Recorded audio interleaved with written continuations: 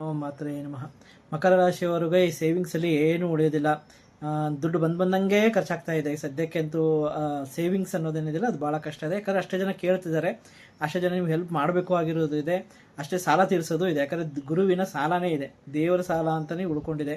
So ಎಲ್ಲೇ ವಿಷ್ಣುವಿಗೆ especially Tirupati ತಿಮ್ಮಪ್ಪಗೆ ಹಣ ಇಟ್ಟಿರೋದಿಲ್ಲ, ಕಾಣಿಕೆ ಅಂತ ಎತ್ತಿಟ್ಟಿಡಿ, ಅದು ಒಳ್ಳೆಯದು. ಮತ್ತು ಕೊಲೆಸ್ಟ್ರಾಲ್ ಬಗ್ಗೆ ಹುಷಾರಾಗಿರಿ.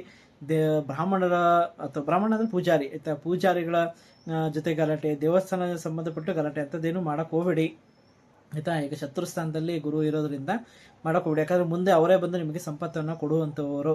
ಸೊ ಅವರಿಂದನೇ ನಿಮಗೆ ಸಂಪತ್ತು ಕೂಡ ಬರುತ್ತೆ ಎದುರಿಗೆ.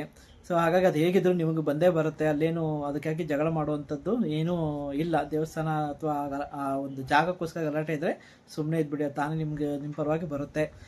ಹಾಗೆ ಮೂರನೇ ಮನೆಯಲ್ಲಿ ಗ್ರಹಗಳೆಲ್ಲ ಕುತ್ಕೊಂಡಿದ್ದಾವೆ. ಅದು ನಿಮ್ಮ ಅಂದರೆ 8ನೇ ಮನೆ ನೋಡು, 3ನೇ ಮನೆ ಅಂದರೆ ನಿಮ್ಮ ಸ್ಟ್ರೆಂತ್ ವೀಕ್ನೆಸ್ ಆಗುವಂಥ ಚಾನ್ಸಸ್ಸು ತುಂಬ ಇದೆ ಇವಾಗ. ಸೊ ನೀವು ಇದು ಏನಂದರೆ ಜೇನುತುಪ್ಪವನ್ನು ಶಿವನ ದೇವಸ್ಥಾನಕ್ಕೆ ಕೊಡಿ, ಅದು ತುಂಬ ಒಳ್ಳೆಯದು. ಸೊ ಇದು ಮಕರ ರಾಶಿಯವರಿಗೆ ಮಾತ್ರ ನಮಃ.